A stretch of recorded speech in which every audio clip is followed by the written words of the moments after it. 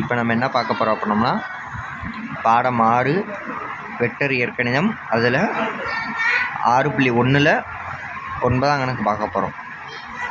கணக்கு என்னது? Cos alpha minus beta is equal to cos alpha cos beta plus sign alpha sign beta. ஏன்னா vector முறையில் நம்ம நிறுவ சொல்லியிருக்காங்க. இதுக்கான தீர்வு என்ன பண்ணோம்னா, ஃபஸ்ட்டு கொடுக்கப்பட்டதை அப்படியே எழுதிக்கோங்க. அடுத்து என்ன செய்கிறோம் அப்படின்னோம்னா, இதுக்கு ஒரு கிராஃப் வரையணும். இதுக்கு ஒரு வரைபடம் போடுங்க. இந்த மாதிரி போட்டுக்கோங்க. இதில் என்ன செய்ய போகிறோம் அப்படின்னோம்னா, இங்கே காஸ் மைனஸ் இருக்குது. அப்போ காஸ் மைனஸ் அப்படின்னோம்னா 2 கால் பகுதி வரும். 1 கால் பகுதி வரும். 1 கால் பகுதி மைனஸ் அப்படின்னோம்னா ஒரு கோடு தானே இருக்குது. அப்போது ரெண்டுமே ஒரே கால் பகுதியில் வரும். இதை நீங்கள் என்ன செய்கிறீங்க அப்படின்னோம்னா, இந்த படத்தை நான் எப்படி வரைஞ்சேன்னு இங்கே நான் சொல்கிறேன், பார்த்துக்கோங்க. இப்போ நம்ம என்ன செய்கிறோம் அப்படின்னோம்னா, இந்த படம்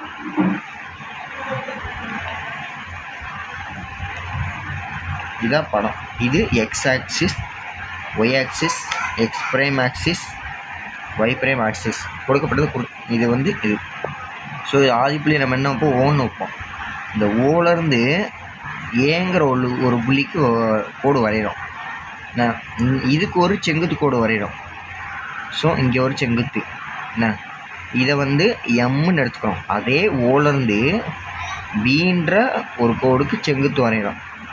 இதை பீன்னு எடுத்துக்கிறோம். இதுக்கு ஒரு செங்குத்து கோடு வரையணும். இது என்னன்னு எடுத்துக்கிறோம். நெக்ஸ்ட் என்ன செய்கிறோம்? இந்த ஓலேருந்து ஏ வரை உள்ள டிஸ்டன்ஸை ஆல்ஃபா அப்படின்னு எடுத்துக்கிறோம். ஓலேருந்து பி வரை உள்ளதை பீட்டான்னு எடுத்துக்கிறோம். இந்த ஓலேருந்து ஏ வரை உள்ள டிஸ்டன்ஸை ஏ வெக்டார்னு எடுத்துக்கிறோம். ஓலேருந்து பி வரைக்குள்ளதை பி வெக்டார்னு எடுத்துக்கிறோம். இப்போது இந்த ரெண்டுத்துக்கு இடைப்பட்ட கோணம் என்னது? Alpha minus beta. புரியுதா? நெக்ஸ்ட் என்ன செய்ய போகிறோம்? அவ்வளோதான், குறிச்சாச்சு.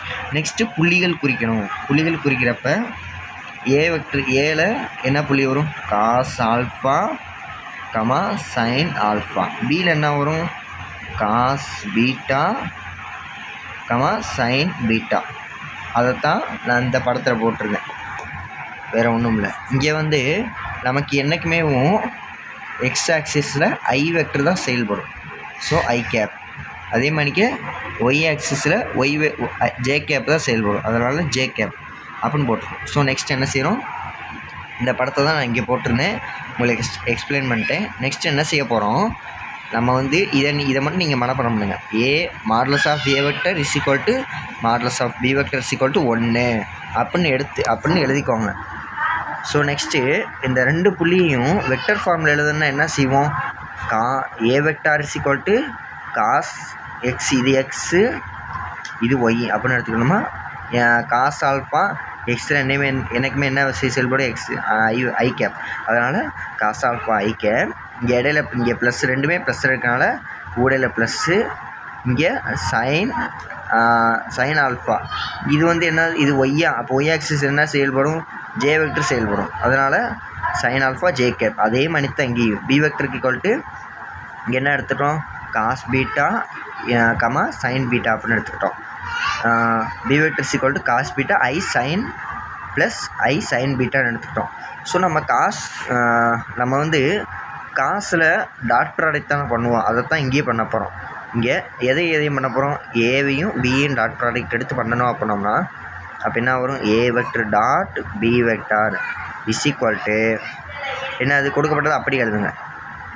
Cos alpha I cap plus sign alpha J cap. இங்கே dot cos beta I cap plus sine beta J cap அப்படி எழுதிக்கோங்க. அடுத்து என்ன செய்ய போகிறோம் அப்படின்னோம்னா, இதை நம்ம டாட் ப்ராடக்ட் பண்ண போகிறோம். எதையும் ஐயோட கெழுவு வச்சு ஐயையும், ஜேயோட கெழுவு வச்சு ஜேயும், ஜேயோட கெழுவு பெருக்க போகிறோம். இது எடுத்து எது அனுப்புனா cos alpha cos beta plus sign alpha sign beta. என்னது? ஏ வெக்டர் டாட் பி வெக்டருக்கு. இது வந்து ஃபஸ்ட்டு ஈக்குவேஷன். நெக்ஸ்ட்டு என்ன செய்ய போகிறோம்? இந்த ஏ வெக்டர் டாட் பி வெக்டருக்கு ஒரு ஃபார்முலா இருக்கா? அந்த ஃபார்முலா என்ன? A vector dot B vector is equal to modulus of A vector dot modulus of B vector in cos தீட்டான்னு இருக்கா. இங்கே நமக்கு தீட்டாக்கு பதிலாக என்ன எடுத்துக்கிட்டோம், இங்கே நமக்கு இங்கே என்ன சொல்லிட்டோம், modulus of A vector is equal to modulus of B vector is equal to 1 அப்படின்னு எடுத்துக்கிட்டோம். ஸோ அப்போ ஈக்குவல் டு 1.1. இங்கே தீட்டாக்கு பதிலாக நம்ம என்ன எடுத்துக்கிட்டோம், இங்கே பாருங்கள் ஆல்ஃபா மைனஸ் பீட்டான்னு எடுத்துக்கிட்டோம். அப்போ அதை அப்படியே எழுதுங்க, காஸ் ஆல்ஃபா மைனஸ் பீட்டா அப்படின்னு எடுத்துக்கிட்டோமா. ஸோ அவ்வளோதான், வேறு ஒன்றும் செய்யலாம். அடுத்து என்ன செய்கிறோம் அப்படின்னோம்னா அப்போது 1.1 ஒன்றே டாட் ப்ராடக்ட் பண்ணோம் அப்படின்னோம்னா 1 தான். என்னது 1. அப்போது காஸ் இந்த ஆல்ஃபா மைனஸ் பீட்டா.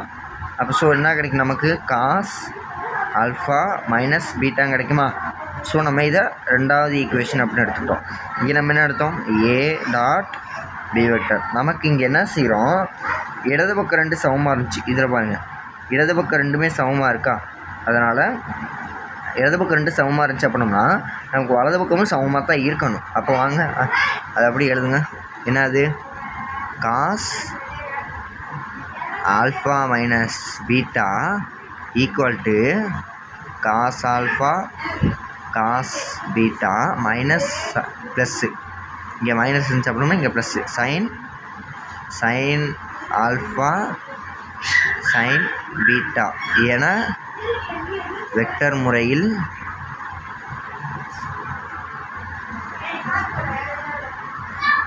நிறுவப்பட்டது அப்படின்னு எழுதி இந்த கணக்கு முடிஞ்சிருச்சு. அவ்வளோதான். இது சிம்பிள் மெத்தட். ஒரு லைக் போடுங்க, அப்புறம் ஷேர் பண்ணுங்கள், சப்ஸ்கிரைப் பண்ணுங்கள். நன்றி.